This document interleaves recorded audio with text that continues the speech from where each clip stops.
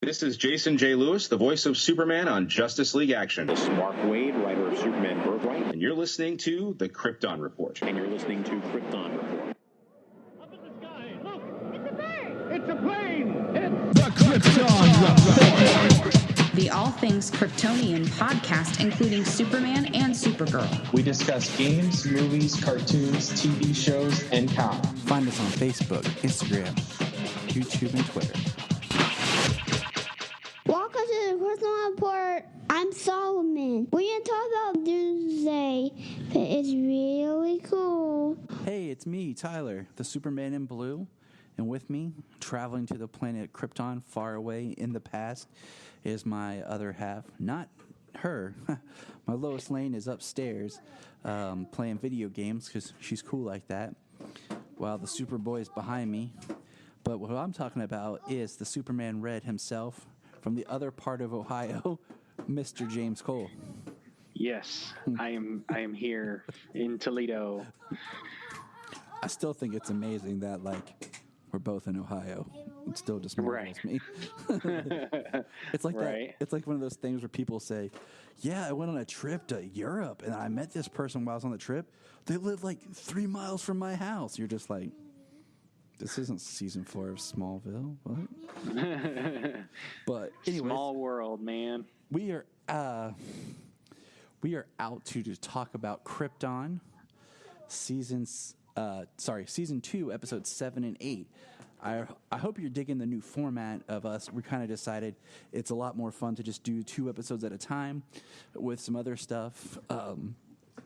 So without further ado, Mr. James here is going to kind of lead us into a quick synopsis. Zod takes down and captures Doomsday to be controlled and used as a weapon. Zod and his scientists probe his memories, and we get the new origin of Doomsday. Meanwhile, on Wegthor, Kem leads Adam and a squad into the mines to locate the Sagittari abandoned by General Zod. Hungry and sick, Kem offers a helping hand. Seg and Nyssa head to the fortress as Brainiac is fighting back and taking control of Seg. During a procedure to remove the Brainiac nanites, the machine is damaged, forcing Nyssa to do it by hand, guided by Val's hologram. Nyssa convinces Seg that Korvex should be an L and is named Jor-El after Val's father. Brainiac resurrects his skull ship, and when Seg refuses to join him, he takes Jor instead, and the ship... So I'm going to go on a limb and jump ahead here and say that I love this episode. This may be my favorite episode of the series. 2 reasons. The drama and the history of Doomsday, and that I'm a sucker for origin stories. Like, what happened before? Why is this person this way? What's the history? What's the mythology behind it, you know? And then, of course, spoiler alert, we finally find out that Korvex gets renamed Jor-El. So this kind of cements that Jor-El's the older brother than Zor-El, which I think would have been kind of cool if it had been Zor-El, just to kind of mess with the audience. But, dude, that scene is dope. I mean, we get the Williams-esque score, kind of redone, and we also get Seg now embracing his family seal with him wearing the crest. Yeah, he finally wears the L family crest, and Nyssa convinces him to name baby Kor, to name him an L, and Val tells them of a tradition to take an ancestor's name and suggests his father's name of Jor. So, yeah, Korvex becomes Jor-El. Yeah, that was pretty awesome. Which, if I remember right, there was a comic book series, or when I was doing some history, learning before, I remember something about Jor-El's father's name was Jor-El or something. It was really convoluted and hard to follow. So I think in that way right here with... So let's start, I know there's stuff that happens at the beginning, but let's start where I feel like the episode really starts, where we learn that there's a civil war on Krypton. It's Kryptonopolis and Kandor are battling, and we find out that an L and a Zod are both scientists, which I find interesting, that a Zod is a scientist, and this is hundreds of years ago, or cycles, however you want to propose it. Yeah, like thousands of cycles or something. I really wish I would like to go back because they, I guess maybe skipping a little bit forward in that, the wife of Doomsday comes down and says that Jomon had brought peace to Krypton, and that is the name that Jaina talks about when Lyta challenges her commander back in the first season. Nice. I missed that. That is the guy that she's talking about when they talk about the first challenge is Jomon. And yeah, so that was back whenever that was. So that's a connection to that story from the first season. That is awesome. I did not see that. So much like if you're familiar and have read Hunter Prey, the story that talks about the creation of Doomsday, this follows along pretty similar, except in this case, what we're introduced to, like I said, an L and a Zod, scientists, who are going to make a weapon to end the war, and that we meet a Kryptonian named Dax. And Dax has a genetic disorder or a genetic trait that's going to allow them to fulfill their destiny here of what they want to do with him. And we see that Dax has a wife, Inja, and he's in this cell of sorts, and he's talking to the L and Zod, and he's like, "Oh, you're gonna make me a superhero," and she says something like that. And if you were gonna look at these two as like one's villainous and one's not, the L is really dark. She seems to be the one that's removed from emotion and what they're actually doing to this man. And they basically press a button that ignites the first test that kills him, of course, and then they bring him back to life.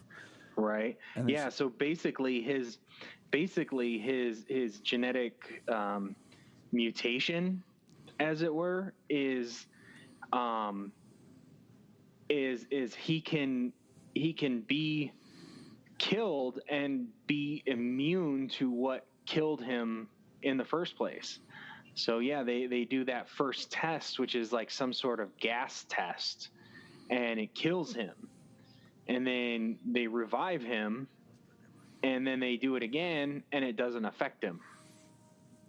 And then that's when the next one is they burn him, and then they just keep going, and eventually they say they literally kill him over and over and over again, hundreds of different ways. And I'm playing the episodes we watched because I forgot to write it down, like how many times it is until. There was a test of 400 and something. Yeah, Zod's like, are we okay still doing this? Like, and yeah, look what we've done to him. And then eventually, yeah, the Zod is the squeamish one. And then eventually, Inja comes back down and is like, "Where's my husband? The war is over. Where is he? I want my husband." And then she touches the glass, and his hand comes up, and she is just horrified, as she should be. I mean, they've created him into a monster, and they've basically done horrible things to him. I think it sucks when you look at the comic where it's a baby, where they keep growing it and replicating it, and cloning it, and it's so much. Yeah, it's so much torturous. Using the same genetic material. I think it's more torturous in the comic because in the comic they do it over thousands of years and stuff, and this seems like it's a shorter process because they bring it back to life, kill it, bring it back to life, kind of thing. But just having that backstory of him being a willing volunteer soldier, and the wife and everything, and his name's Dax. At least it wasn't Davis Bloom, but But I mean, They did start it with a D, though, didn't they? Uh-huh. Wonder if that isn't just like a homage. I don't know. It makes, Reaching, but I mean, Davis, I always said like Davis Bloom, you drop the Avis, you drop the BL, and it spells doom. oh yeah, that does make sense. Kind of wonder if that wasn't their idea. So Because the glyph in that meant doom. yeah, The glyph wasn't doomsday. The glyph meant doom. I thought it was kind of an interesting little tidbit there for, people. Yeah. It's pretty wild though. They've got Doomsday. They have him captured, and he's like standing. They have him like secured or whatever, almost floating or something. However they do, with his hands secured, and they're like using like a somatic reconditioning unit around his head, like keeping him subdued and diving into his mind. They talk about how they have to navigate through all the scar tissue and I forget what exactly else she said, but how they have to penetrate like his thick skull and the layers and layers of scar tissue and his damaged brain to find the memories and stuff. Yeah. Like it's a much more in-depth process to get to his memories and things like that, as opposed to, somebody who's just, normal and hasn't gone through hundreds of tests of torture and death. And they even, basically his genetic disorder of the bring healing or adaptation is causing problems. So they're having a hard time with him, period. And so, that pretty much is the Doomsday angle of this story of what we get. And we don't see what they do with him to, like, lock him up. We don't see if he gets freed, like, whatever. That's the story that we get of Doomsday. Yeah, we get the history, and he's just secured. So I do want to say this real quick. That I think it's hilarious. Solomon tells me that he doesn't like this Zod because he has a beard. He is Zod always has facial hair, but it's hilarious because he's pointed out like multiple times. He's like, I don't like this Zod. He has a beard, and then he grabs my Zod Michael Shannon figure and it's like, I like this Zod. Yeah. I'm like, okay, buddy. Well, Michael Shannon was a great Zod. He was. He was a fantastic Zod.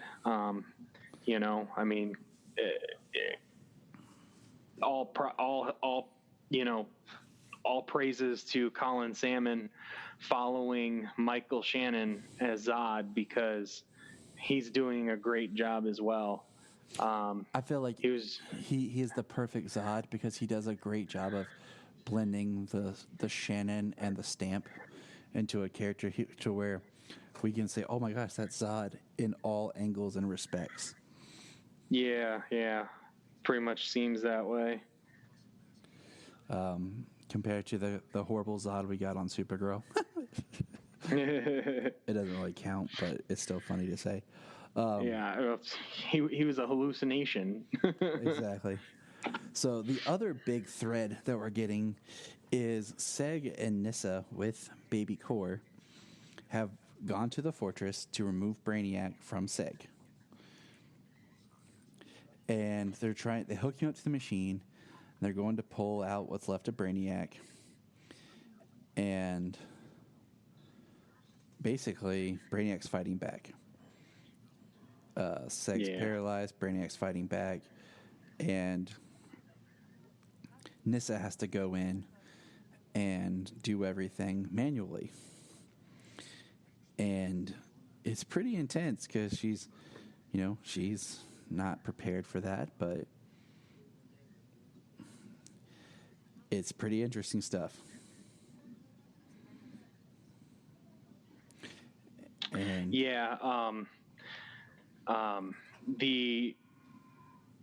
the way Brainiac is taking control of his body, and he damages the machine, fighting back so that way he can't be removed. Nissa's forced to do it manually, and she's like, I can't do that, And Seg gives her this nice speech of, if I would have asked you to go to Wegthor and, double cross both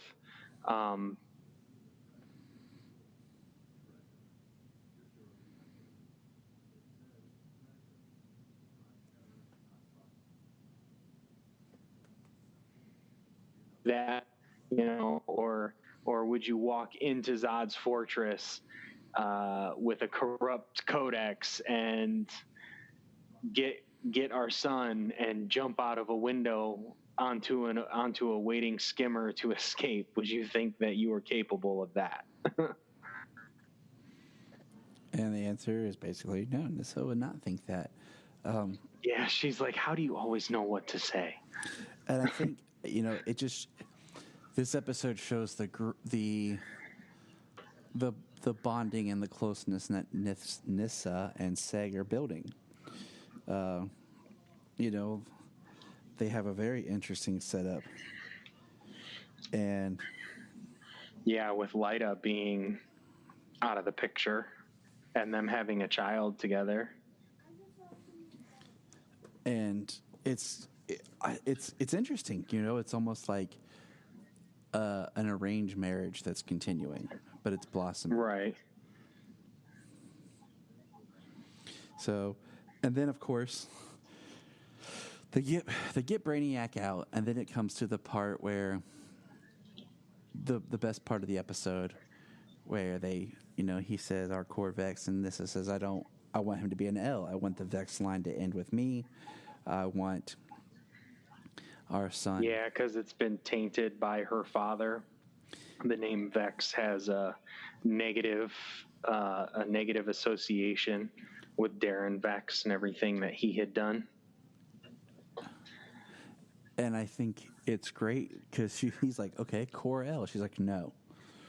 And then that's when Val talks about the history of, taking an ancestor's name, which, okay, I guess if that's how you want to name, that's cool. And he says, what about my father? And he says, he's a scientist, a man of peace. And that's when we get, all right, Jor-El. And boom, we hear the music that kicks in. That, oh my gosh, dude, the music's so cool because it's the John Williams Superman theme, but now it's like the House of El theme, and, right? But it's a little tweaked, so it's just enough for you to be like, yeah. I'm like, all right, like this is what I'm. Still very inspirational. Oh yeah. John Williams' theme is iconic, and it rises so well. I mean, every time you hear it, no matter what, it's like you lift your head up higher, you stand up straighter. It's on my playlist. For what do you call it? For the gym, and it's on my wake up when I, my alarm. The first one is, Man of Steel, and the second one is the John Williams. So, yeah, it's that nice. It's that morning wake up, kicking the pants, kind of like, yeah. Rise and shine, Superman. Exactly, get me going. So, and of course, the worst part is nothing can stay happy and good for Seg as, man, it just sucks. Brainiac is removed, and we find out that Brainiac basically reassembles himself.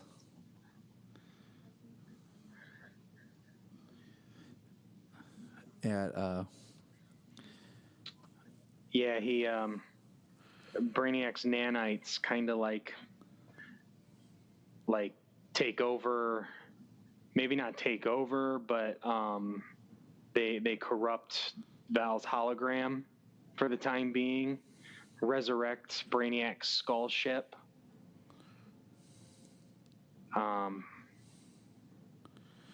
And tries to convince Seg to join him, to continue on with him, to join him in his quest. And of course, Seg refuses. And Brainiac, he that's when he decides that he doesn't believe that the best of Krypton resides in Kandor anymore. The best of Krypton resides with the L's. And what does he do? Takes Jor-El, and that's where this episode really leaves us. It's rough because he just pops out and you're just like, Nissa's screaming and Seg is just basically like, what happened? Like, he's so caught off guard that you can see it in his face. And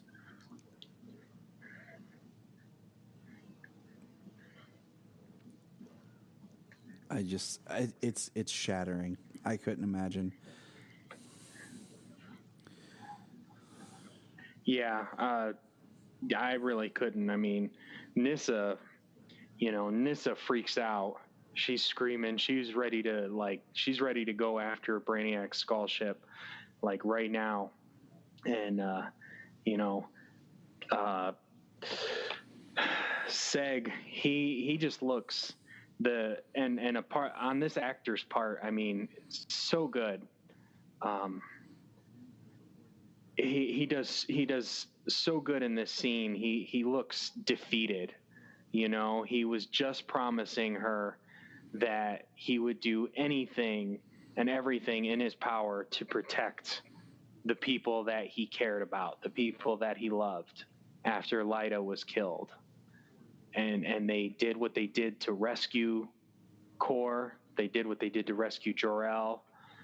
And then he's taken just like that. There's nothing they can do. I mean, he's like teleported right in front of them, teleported away.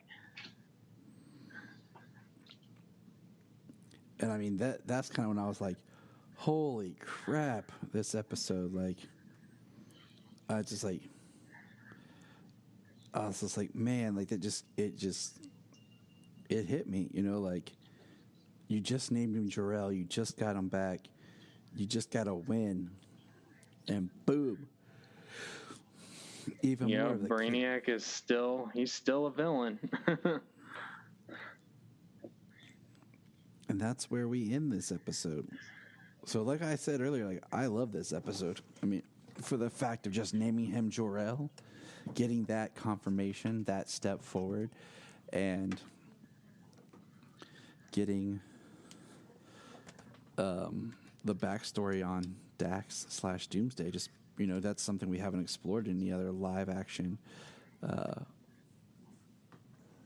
story about the Kryptonian side and using the really just kill, repeat, more so than like the Smallville one was different, but it kind of used it. But this is cool. I mean, they used it in a way, the way he was. I mean, I don't know, just the way he was born was something completely different, and the way he lived his life. I mean, he was a human for the majority of his life. There were times when he kind of like doomsdayed out. Yeah. Apparently, but for some reason it was really quick, and then it was gone. Like, so he wasn't even like found out. I'm assuming because anybody in the vicinity was probably killed or whatever, and then he disappeared, and Davis just woke up like from a blackout or something. But and I mean, the Smallville way was cool. you know. And then it wasn't until he was actually like physically killed did he actually start to become powerful. When Feora actually killed him. Yep. So what would you rate this episode? Oh, great one. Oh, this episode is like, this is a 9.5 easy. I mean, it could be a 10. It's one of the best episodes. You know, I'm gonna give it a 10. It was a fantastic episode. I love the new origin story of Doomsday. He was, you know, they made him a person. There was emotion. They connected it all the way back to a story from the first season. The way that basically like the L's and the Zods were almost reversed in in the way that they did things and dealt with what they were doing. I mean, it was atrocities that they were committing. I mean, the guy volunteered for this and it was the plan, but I don't think he knew what he was volunteering for. Yeah, I don't think he knew exactly what the plan was either. This wasn't Captain America. They weren't making Captain America here. Okay. Right. The Jor-El thing, that was awesome. Brainiac was good. Even the little bit on Wegthor, you know, there was a lot of humanity up there, you know. Kem was really good. He was a nice standout. He was definitely the major one. And then you got Adam following his lead and being Adam. It was really good. This was a great episode. I definitely could say it's probably the best of the season so far, the best of the show so far. So yeah, I agree. I mean, I give it a 10, but I mean, if we get something better coming along, I mean, it's going to be, you know, those will be a 10 too. I don't have anything to complain about in this episode, really. I don't think we did complain about anything. So Nope. Yeah, it's a 10. I will say it's a 10. I was going to say a 9.5, but you convinced me. I love it. I mean, like I said, starting out, like, this is my favorite episode so far. It just was. The show keeps getting better and better. It does. And hold that thought. Okay, so news. One thing, I read something. They have not posted or anything about if Krypton will get renewed for a season 3. And I was reading a thing that said that the ratings were lower for this season. And I'm just kind of like blown away because I'm like, this season is so good. This season feels like a complete show. Like, it has its stuff together. And I feel like if you're just a sci-fi fan, you should like this show, even if you're not a Superman fan or anything. Absolutely. And I'm like, dang, like, I really hope it gets picked up for a season 3.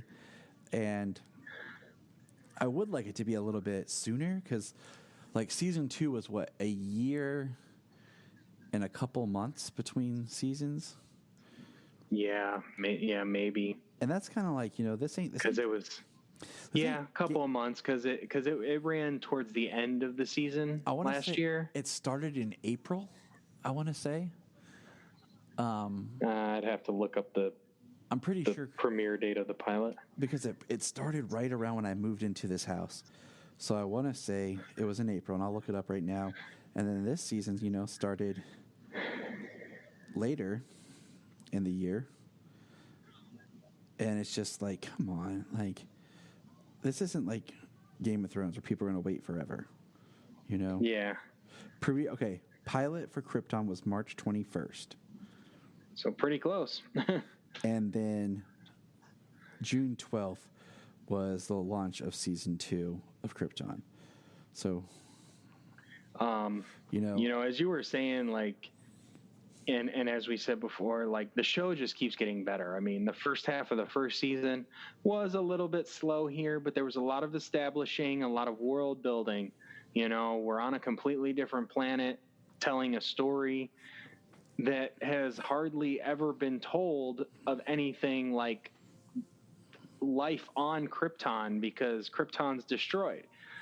So they really have a world to build here, an alien world to build, and then it picks up really good in the second half of the season, and then it just keeps going through season 2 here, and part of the thing in season 1 was they had the Save Superman clock, that they were doing, and that's still the overlying thing here is Save Superman, but that's not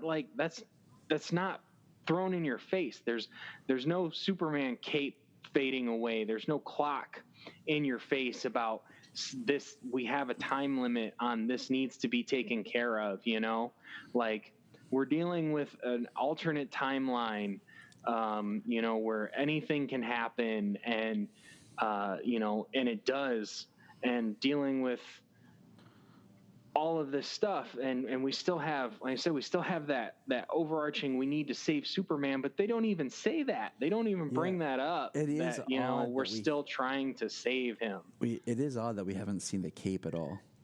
We haven't seen the cape with the Zod symbol on it. We haven't, and it's not like we still have to save Superman. We have to take down General Zod and resurrect, save Superman's legacy.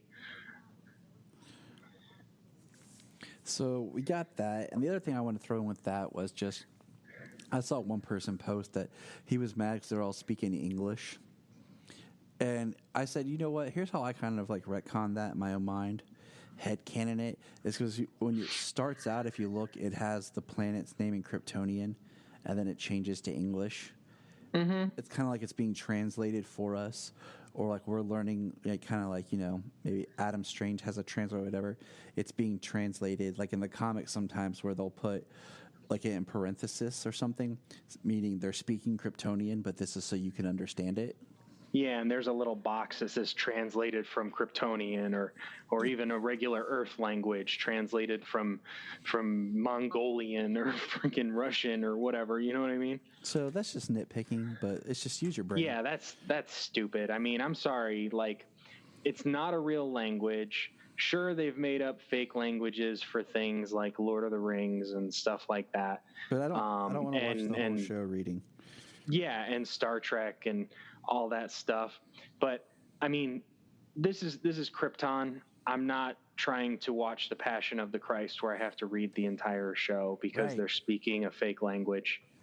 Like exactly. And because at least, Passion of the Christ is done. Like it's all about the image. It's all about watching the image. Like you can literally watch that movie and just watch the images and you get the story. Yeah, I would not know exactly what's going on with Krypton. Okay, it's not built like that. Yeah, that is the epitome of nitpick crap.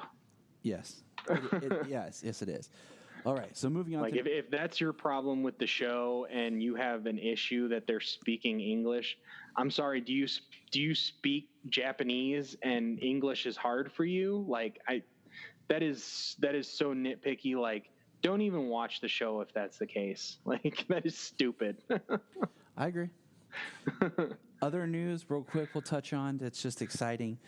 Kevin Conroy is going to play Bruce Wayne in Crisis on Infinite Earths. So that's awesome. He'll finally play live-action Bruce Wayne. So it's like the voice for Batman is actually going to be a live-action Batman now. If they actually put him in the suit for like 2 seconds, then eventually the debate of who's the best Batman will be over for all time. Right.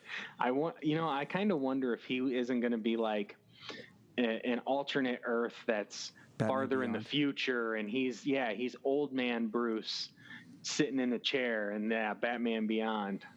I would love that as just like a thing of just like a second of like Terry McGinnis, like his Batman, like. Even on a monitor or something while Bruce is doing his thing. Yes.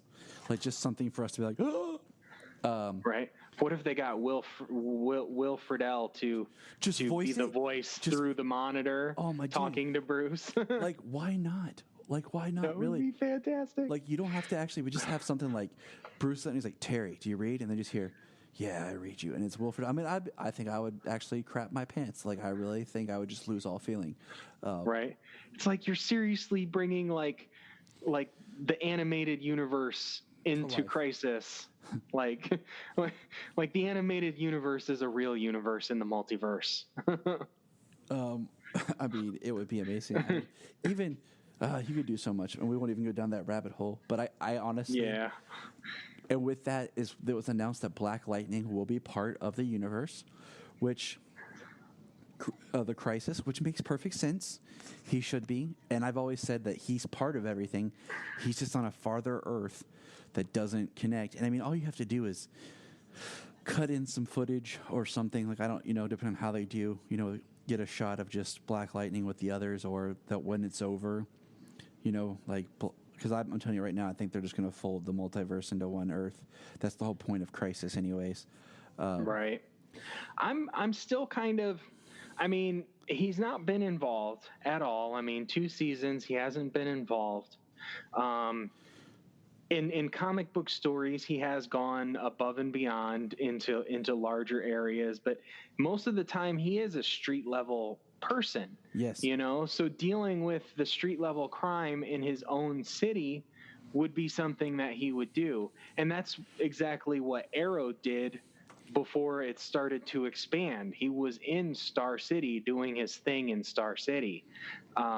He was a ground level.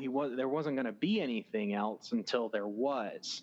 So, I mean, honestly, just with the fact that like he's a Superman fan, unless it's like there's a comic book of Superman or something like that. We've seen Cress Williams in a Superman T-shirt. It could be a marketing, it could be a merchandising thing. Well, I like that. Off of Superman on like Earth 38 or something like that. He could be on that Earth, but nobody's coming, Supergirl isn't going to Freeland to do this. You know what I mean? Yeah. Black Lightning is there. It's the same thing in the comics. We've talked about it over and over again. The comics run parallel and they all do their own thing. They don't always show up in each other's comics. They don't have to interact all the time. So for the fact that he hasn't yet doesn't mean that, he isn't on the same Earth as one of them. He could be on the same Earth, or he could be on another Earth. So just like how many times have we watched an episode of something, like even the Arrow and Flash, where they actually are like best buddies all together, and I'm like, wow, what would really make this a lot simpler is if the Flash just ran in and did this real quick for Ollie and left. Right. I think that was in season 3 or 4 of it. I don't remember. I can't remember. But there was something I was like, this plot thread would be really summed up really easy if he just made a quick phone call like, hey, Barry, can you come help me real quick? Yeah, what's up? Okay, done. All right, peace. Right. I can be in Star City in 30 seconds. Yeah, like, hey, Barry. Yeah, what's up? And Ollie just turns and he's right next to him. What's up? Right. And then the last piece of like news to Superman is we got our teaser trailer for Titans season 2, and we saw a split second of Superboy in the t-shirt and Superboy looking down and saying, crypto. Booyah, I am pumped.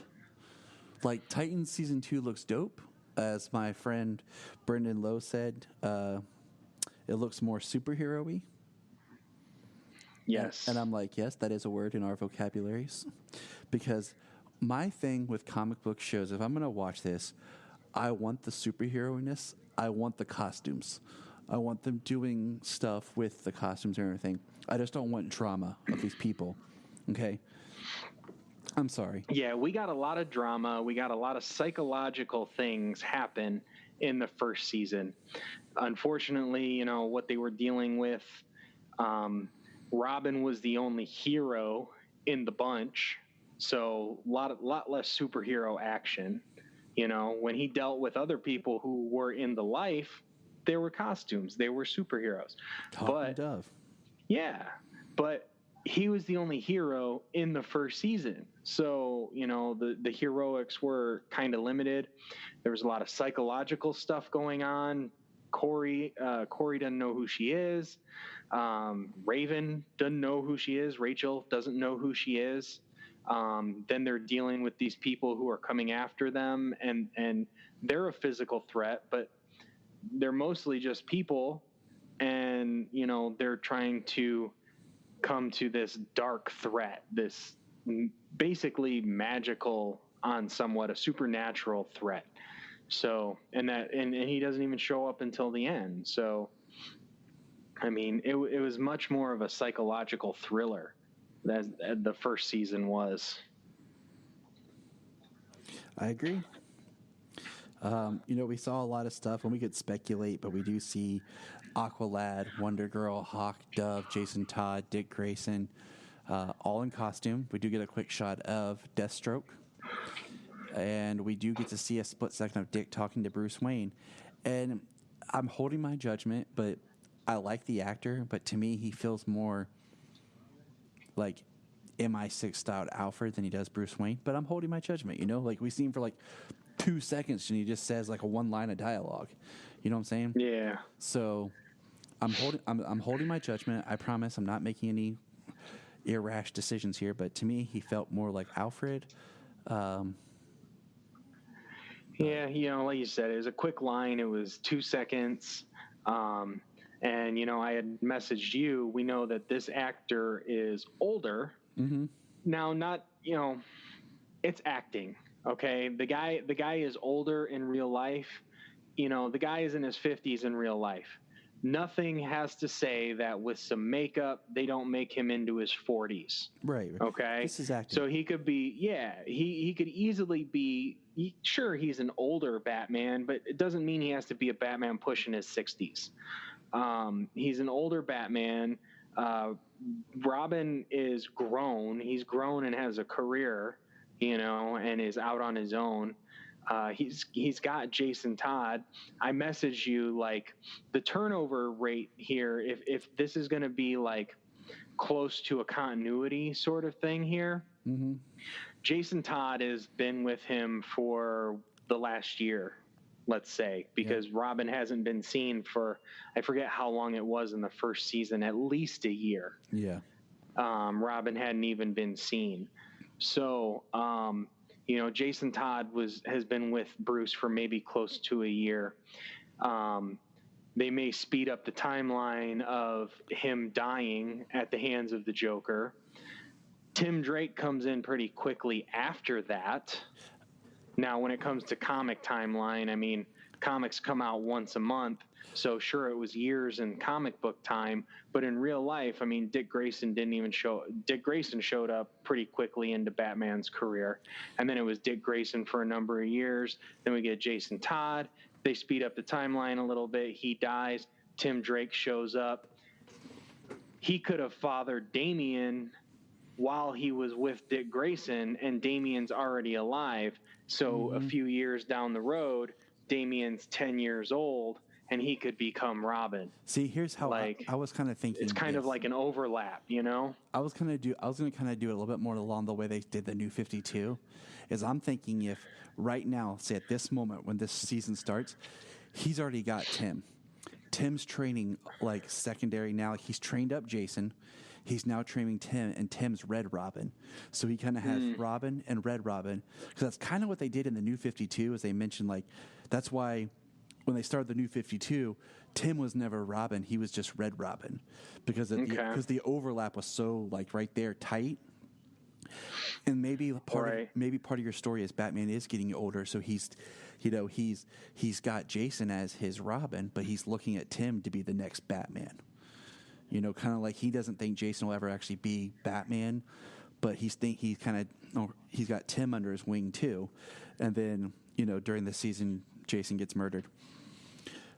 Because I mean, that's not that's not confirmed or anything, but just like you said, to speed up that timeline type thing. And then, in the back of my mind, Damian's already like 10 years old somewhere, 12, or right now as it is, training with Ross. Because he can be dropped. Right. He's dropped in at any time, especially like if they do anything where, the heretic, where Talia's messing with DNA and stuff like that. But yeah, I mean, so the older Bruce is fine. The idea that if they did that, Dick joined Bruce when he was younger, and this Bruce, Dick's already an adult. He's going to be Nightwing. And I hope that all the cool stuff that we saw with Wonder Girl, because here's my fear prediction, okay? is that we'll find out that the Titans had already battled Slade and that the Judas contract story had already happened. And we'll get this really great flashback thing of Wonder Girl in costume with Aqualad, Hawk, and Dove. And then we'll find out, Wonder Girl actually won't be in costume in the current season series. It'll just be the flashback, because in the quick tease that we saw, we see Dick in the Robin costume. So that's kind of my fears, but we do get an awesome shot of Raven with her haircut and the diamond in her head. Mm-hmm. So I'm wondering if that's going to be like taken care of in the first couple episodes with the stopping of Trigon. But yeah, I just don't want everything that I saw that I'm pumped for to be like a 1 episode flashback thing.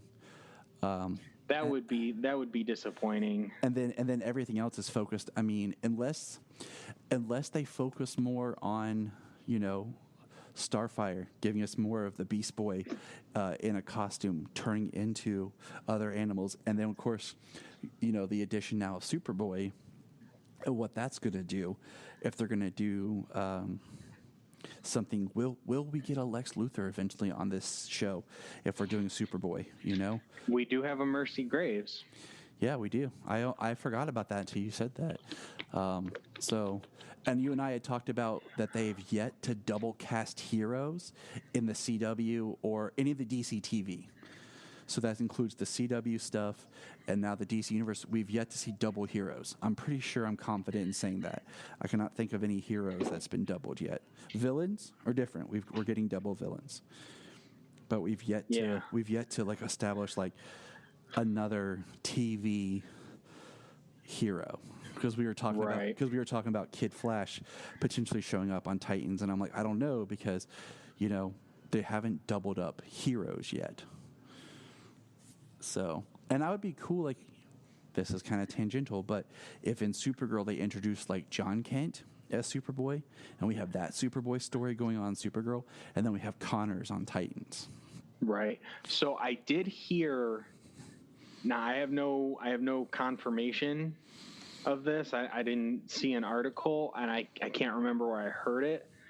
But they are supposed to. But we do know that Superman is coming back, and Lois Lane from Elseworlds last year crossover.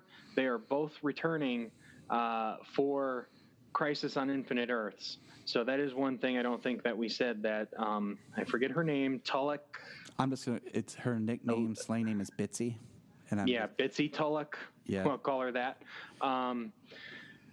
She is returning. Last we saw her, she was pregnant with Jonathan Kent. And I did hear that they are going to have the baby in this season, in the crossover. They should. And Superman's going to die. Like, I'm not being a downer. I enjoy his portrayal. I thought he was really great in season 2. I think he was a little less in the crossover.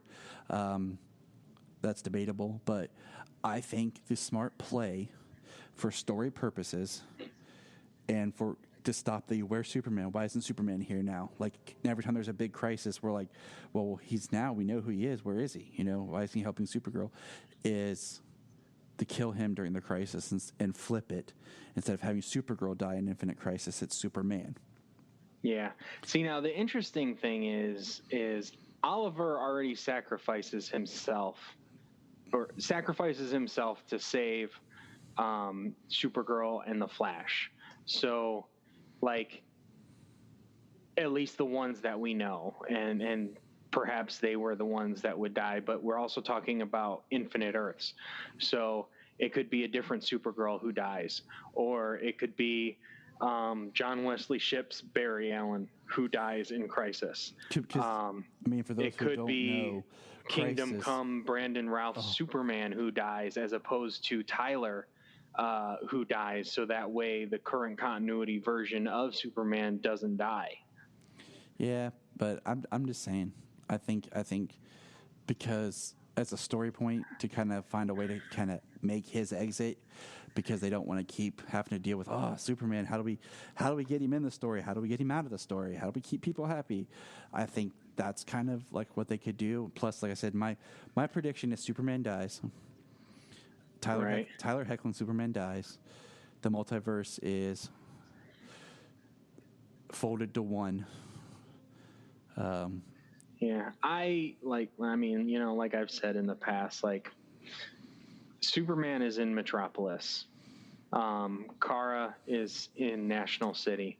For the majority of the things that they face, they are not going to interact. Sure, when it comes to the season finale, Yeah, like when we had like when Rain was trying to terraform the Earth or something like that. Exactly. Where is Superman? Like, well, he was on he was on Argo for Lex Luthor.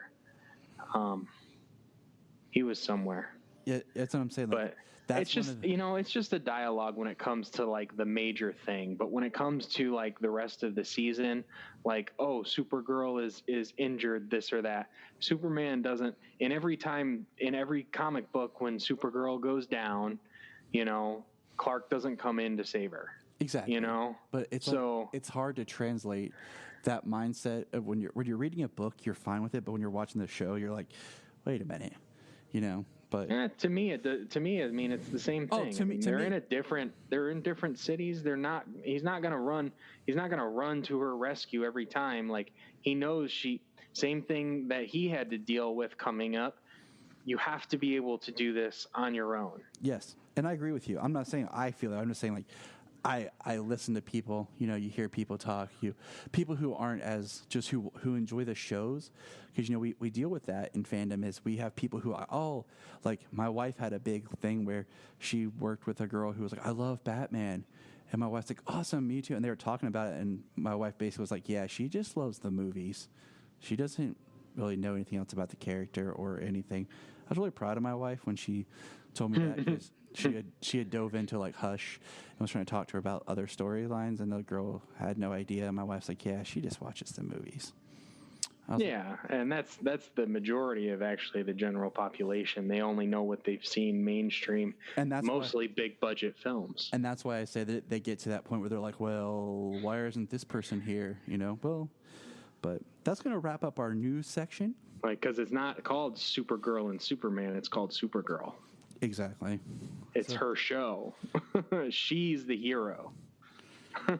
And if you want to drop us a line, send it to kryptonreportpod@gmail.com. If you're an Amazon shopper, just remember you can go to southgatemediagroup.com. There's a portal, log into Amazon, and you'll shop into your account just regular, but it also helps keep Southgate running.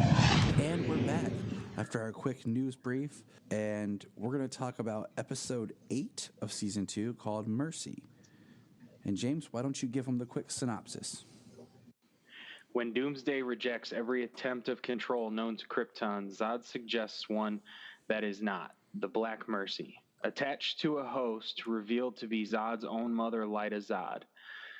Thought to have been executed days before on Wegthor, was a somatic reconditioned clone. While extracting toxins from the Black Mercy, Lyta's perfect fantasy begins to collapse. Jaina, Dev, Nyssa, and Seg infiltrate Fort Roz to disable Zod's space fleet. Lyta awakens from her fantasy and escapes Fort Roz with her friends and family.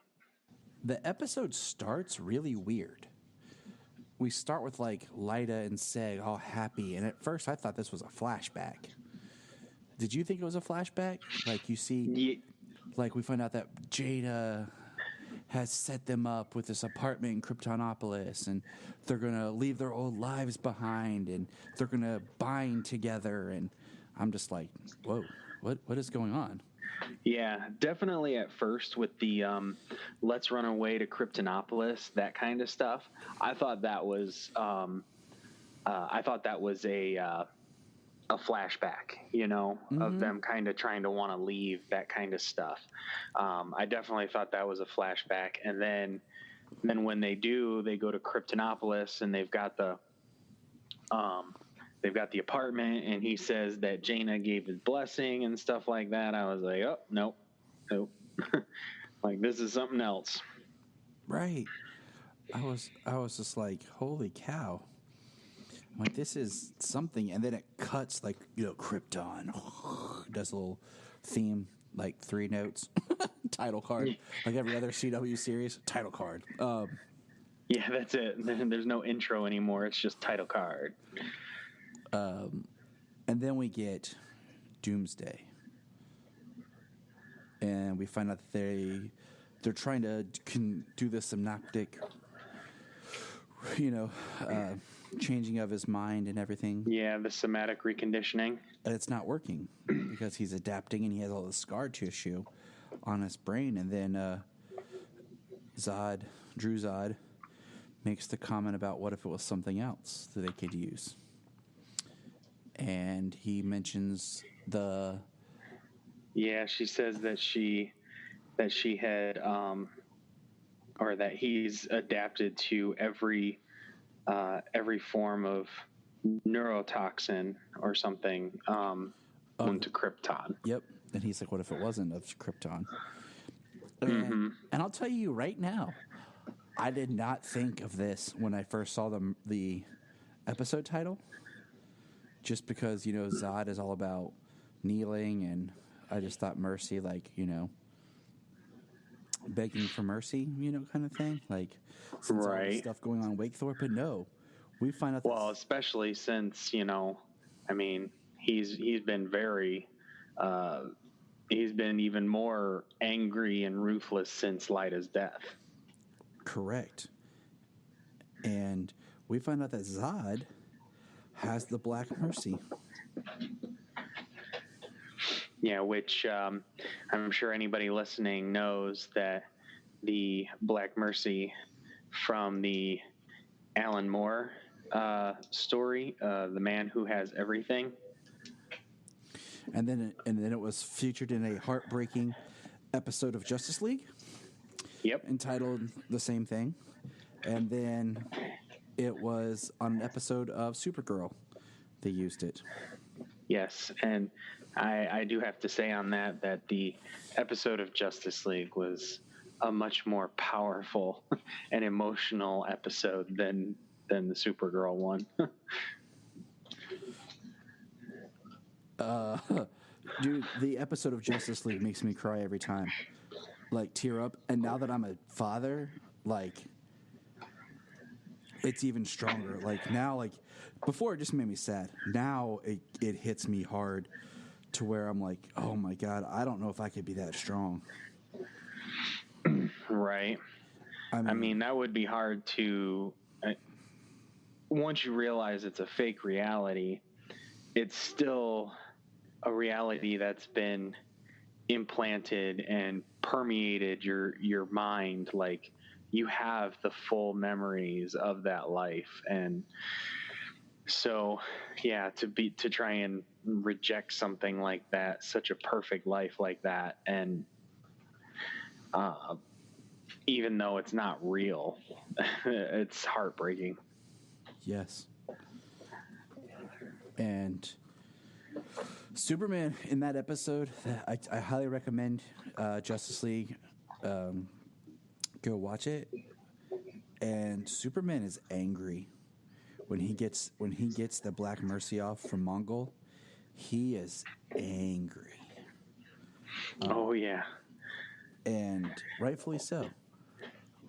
Yeah, it's we always talk about the final episode with that great speech of Superman talking to Darkseid and just beating the crap out of him, and shattering windows like for blocks around just from sonic booms and the impact and everything. But they're in the fortress, and it's like Kryptonian construction around them too. So it's like it's a strong structure, and yeah, he's mad. And Mongol is an incredibly powerful being as well, and he beats the crap out of Mongol. And what's funny is you bring that up. Yesterday we were playing with Solomon's Imaginext toys, and like I had Superman, and it was me, Solomon, Junia playing, and she had the Darkseid, and Solomon had like the Parademon and somebody else, and we were doing, and I did like a basically a paraphrase of that speech as we were playing, and as I like hit the dark side figure and the Doomsday figure. I was like, Excellent. I was like, that's my favorite Superman speech. So we find out Zod has the Black Mercy, and the Black Mercy in this looks twistedly sick. Like, everything else is like a flower that kind of, it's like a living squid-looking flower that just kind of attaches to your chest kind of thing.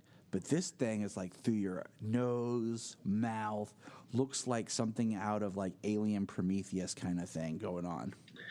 Yeah, it's black. It's the Black Mercy.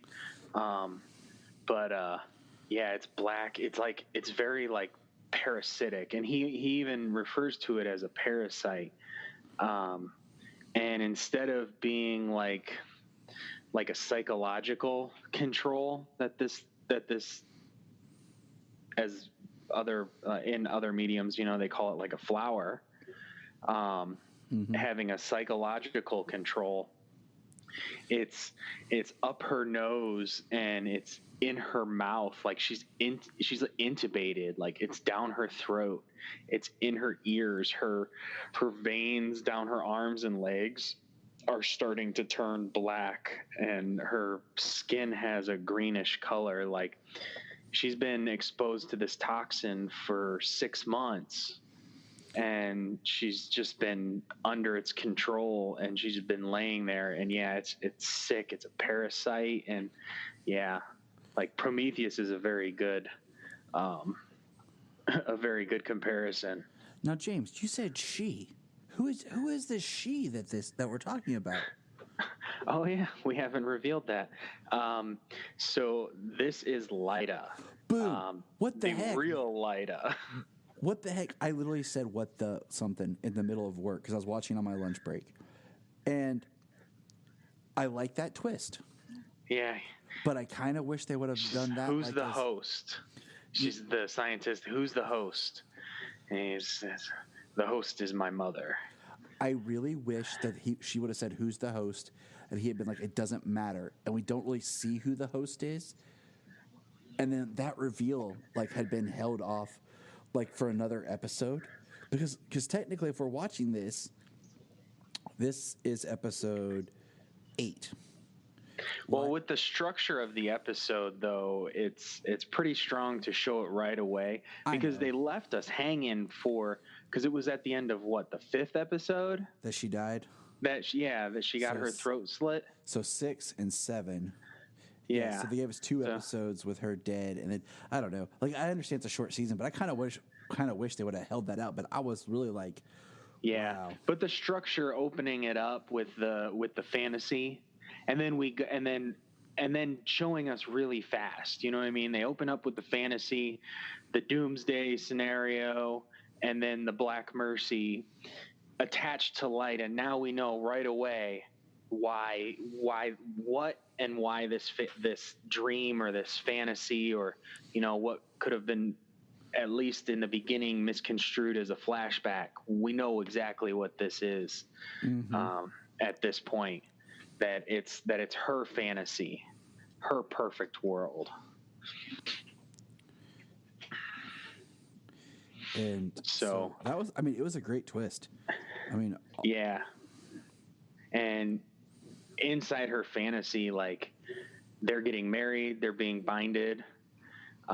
Jaina is all about it. Dev is like with Nyssa. Oh, poor Dev. Yeah, and then they,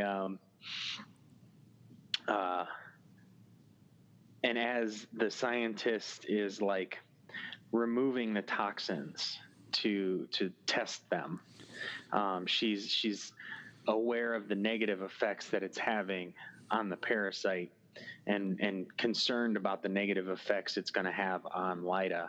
And this is where the vision, where the reality starts to break down around Lyta. Her memories start to seep in of Dev's arm being blown off, of shooting her mom.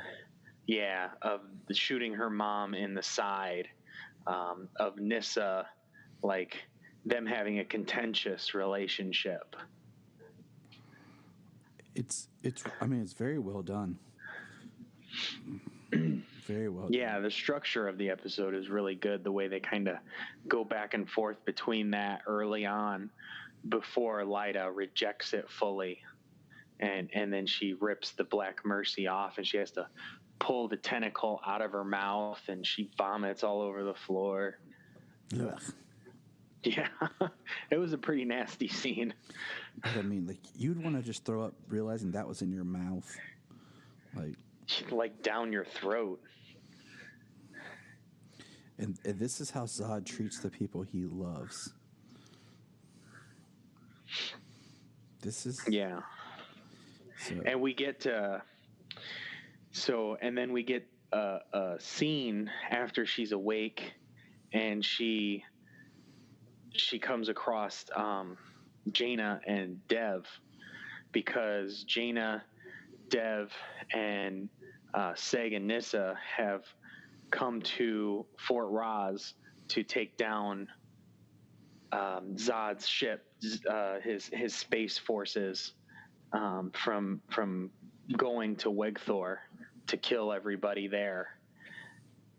And Seg and Nyssa have been arrested, and Dev and Jaina are searching around not searching around. They're trying to fulfill their mission, and that's when they come across Lyda, and she tells them the story, and like it shows how she actually feels about Zod's ideology, and they get into a big fight.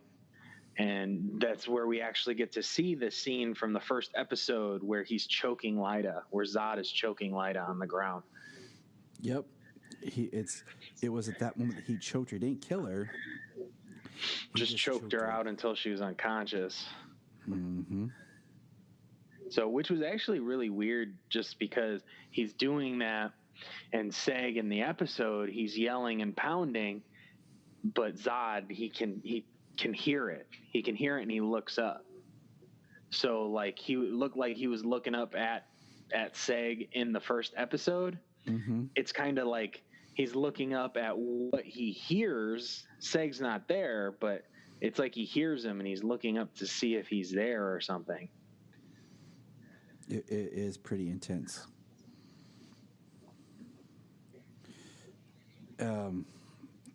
So all this, so that's going on, and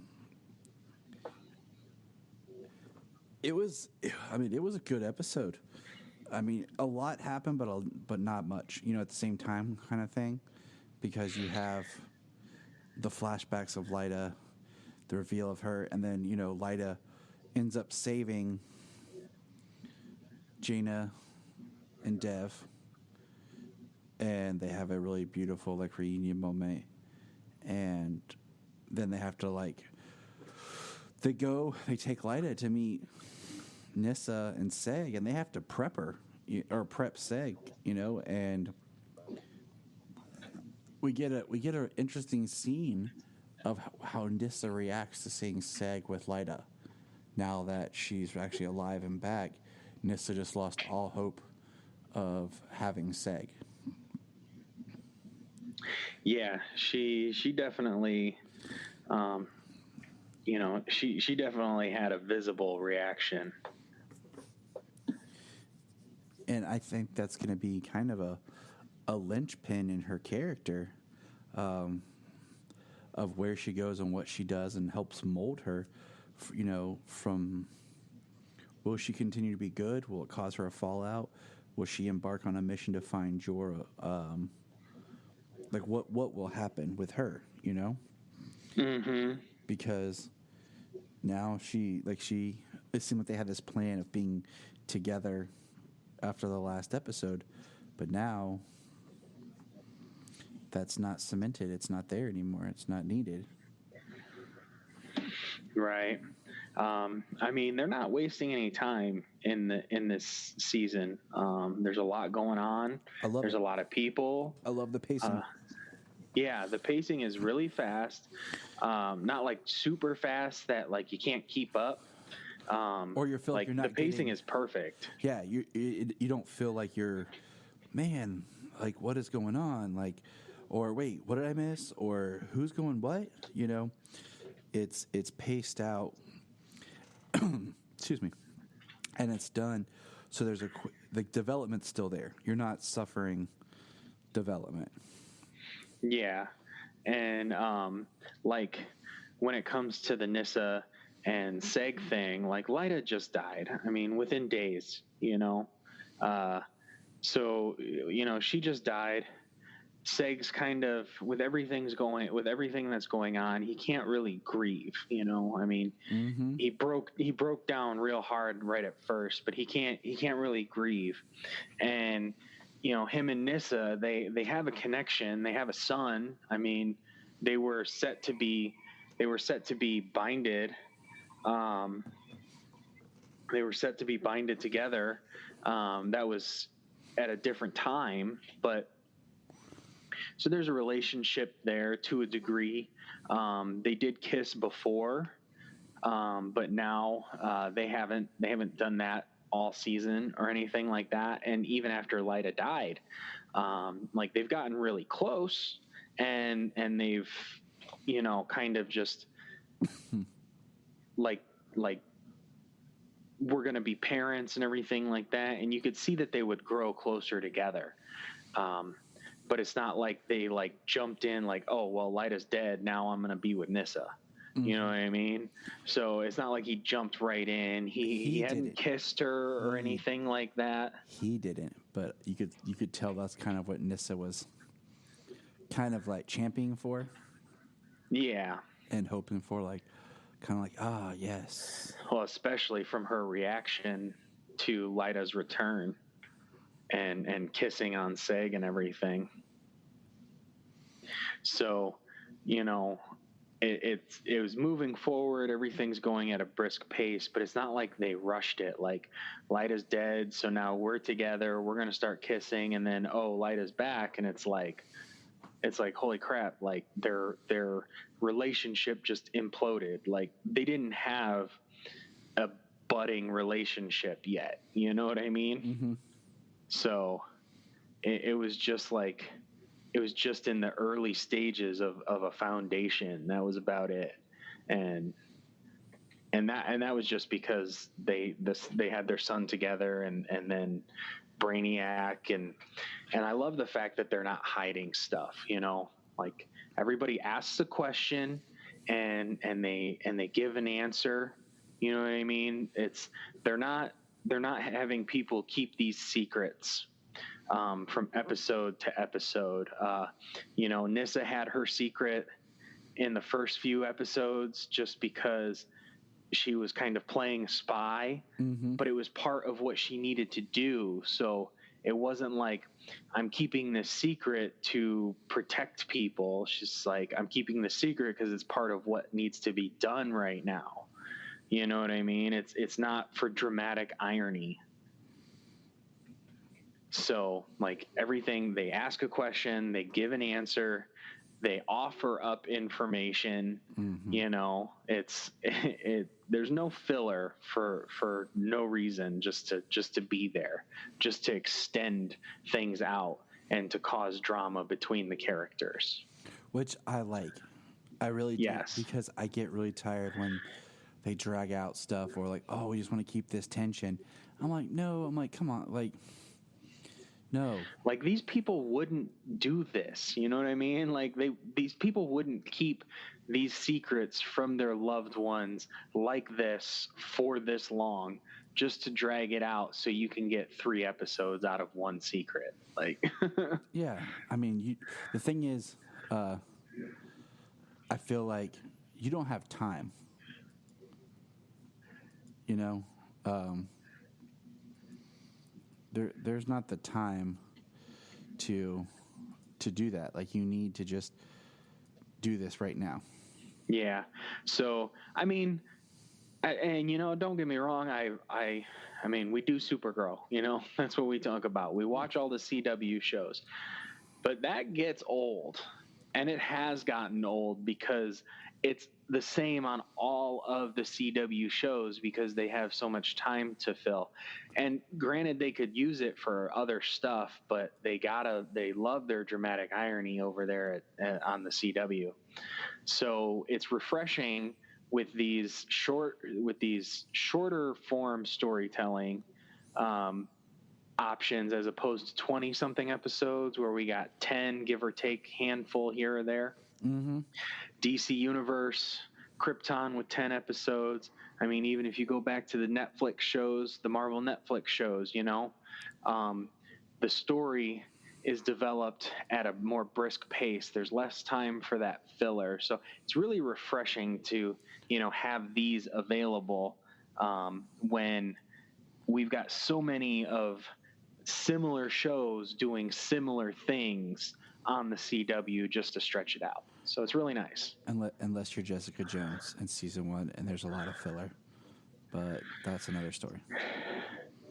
Well, there's a lot of filler in there, but some of there's some filler in there, but honestly, at Jessica Jones season 1, I haven't watched season 3 yet. Neither but have I. Season 1 was fantastic, and David Tennant as freaking the Purple Man was amazing. Was spectacular.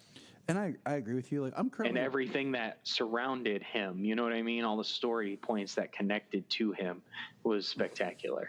I'm currently rewatching The Flash right now, season 1, and I might go into season 2.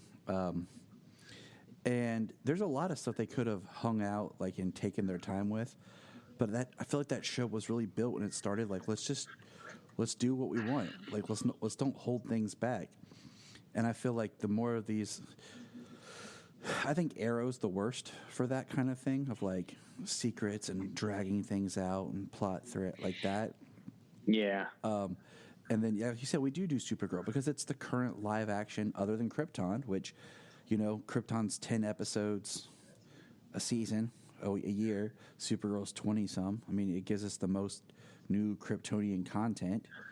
Yeah. But, yeah, some of the stuff does get drug out, and people make stupid decisions, and you're like, oh, my God, no one would really do this. Right. Exactly. And, we do Supergirl. It's Kryptonian content. We like it. We enjoy it. We expressed our feelings this last season on a lot of the stuff that they drug out, as well as some of the stuff that they should have put more focus into, as opposed to their heavy-handed commentary. So, there was a couple of things last season that was kind of a detriment to it, but we still enjoyed quite a bit of what was going on. Oh yeah, I mean we still enjoy stuff. I mean this is what we do. This is what we talk about. So we're not gonna keep doing it if it's terrible. Exactly. So what were we talking about? So yeah, we kind of went off there. But Krypton, this episode, it was more building. We saw the dramaticness of Lyta's return and how that impacts Jaina, Dev, Nyssa, Seg. And we saw that Zod was prepping Doomsday. Mm-hmm. And that's what that was the majority of it, because we didn't even go to Wegthor. There was no Seg, or there was no Val, Adam. It was Seg and Adam combined again. Yep. There was no Val, there was no Adam, no Chem, there was no Wegthor. And that's what I say. It seems like there's not a lot to talk about, but it's character moments is what it is. It's building character moments, not a lot of action set pieces, and we have the Lyta dealing with stuff that's about to, unravel that bleeds into the further episodes of the series. So, all right. So, how would you rate this one? I mean, like I said, the structure very good. Character moments really good. Lyta's return, the Black Mercy being as appalling as it was really cool. The way that the framework of the reality there was built, and the way it started to break down. Freaking look at Doomsday. Like, Doomsday looks spectacular in this show. Yes, and Solomon even said, "Hey, look, Doomsday's wearing pants. He's not naked like he was in Batman Fight Superman." I said, "You're right. He is wearing pants like he's supposed to." Right. So, very good. It was, it was very good. With the character moments, I would give it, I'd say this is a 9, it was really good. It's a 9. It established stuff, history, connected back to the first episode, gave us Lyda back when they let it stew that she was dead for a couple of episodes. Which I appreciate, Yeah, they didn't just be like, oh, she was dead, and then like by the end of the next episode, like, oh, no, she was a clone. Don't even worry about it. And, it's just,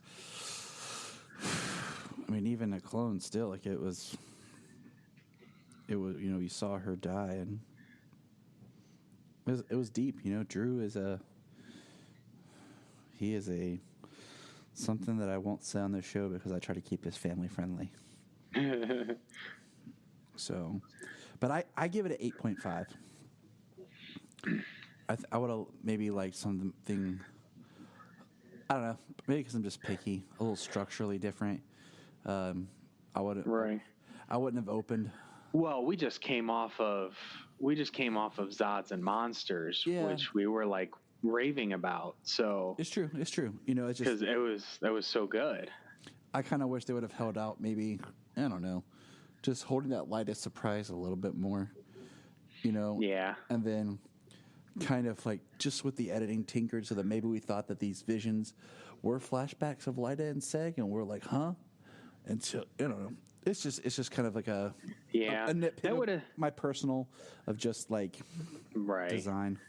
Yeah, I mean the Lyda Seg stuff would have had to have been like structured differently and like sprinkled throughout the episode. Things would have had to kind of like drag farther to get to the end, Mm-hmm. But the way that they wrote it in that first section, and then to give her reveal right away, like the episode is titled Mercy, so we're introduced to the Black Mercy right away, and we're introduced to the fact that they want to use the toxin to control Doomsday. So it's kind of like a double-edged sword. Like it brings us back Lyda, and it allows, supposedly here, possibly going to allow, because the scientist does say that the toxin is stable in Doomsday's system. So they're trying to control Doomsday. So, it seems like that's going to, possibly be something moving forward with the Black Mercy toxin. So, the way they structured it, it worked well. I mean, it would have definitely taken some reworking of the episode to hold back that Lyda thing. Mm-hmm. But it also gave us the fact that, this is how Zod is, you know what I mean? Like he fought and beat up his mother.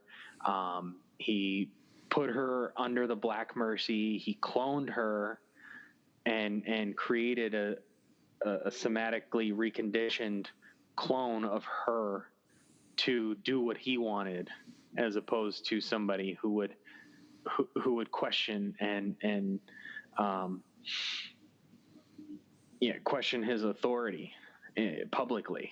So I guess we all wish we could just erase our mom's minds and control her, but yeah, that could work. I'm sure I've known a few people who wish they could do that. But all right, that wraps up episode 8. Mercy. Yep, we only have 2 more episodes to go. It's kind of crazy. Like, no breaks. This thing flew by. I like it, though. I like not having breaks. I like, it's not binging, you know what I'm saying? But I like just being able to watch it each week and not be interrupted because it's all done. And I don't have to, like I told you, like, I'm rewatching Flash season 1. And when you watch the show week to week and then you have all these breaks and stuff, you forget the pacing sometimes. But watching this, I'm like, holy crap. Like, episode 4 is Captain Cold. Like, they jump right into things so fast, but it feels good, but they don't hold anything back. They start introducing these big characters. I forgot how quickly they brought in the second Weathered Wizard. Brought in the Reverse Flash, revealed about Thawne, and started. Yeah, that was by, like, the 9th episode. And so it's just like, man, like, this show and this season was really moving. And sometimes you lose that momentum when you have, like, your mid-break, your take a week off, take a 2 weeks off. We get the winter break. We get like a winter break. We get like the New Year break. We get like a spring break. And then with the overlapping of shows they've done, where they've taken shows off for so long, put a show in its place, and then go back to it, like, like that throws it way off. And so I like just getting my 10 episodes straight, much the same way with the DC Universe series. How,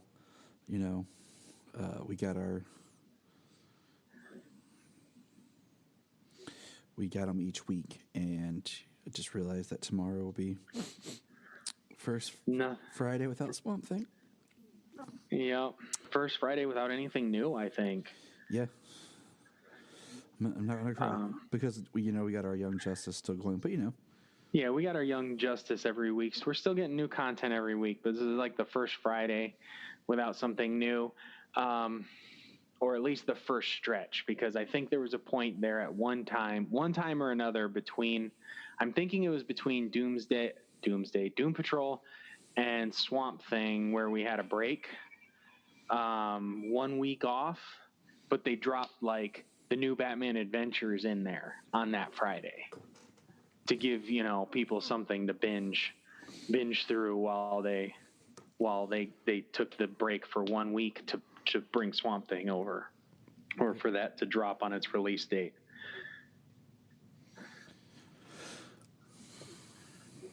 But Titan season 2, it's going to be awesome. Yes, it is.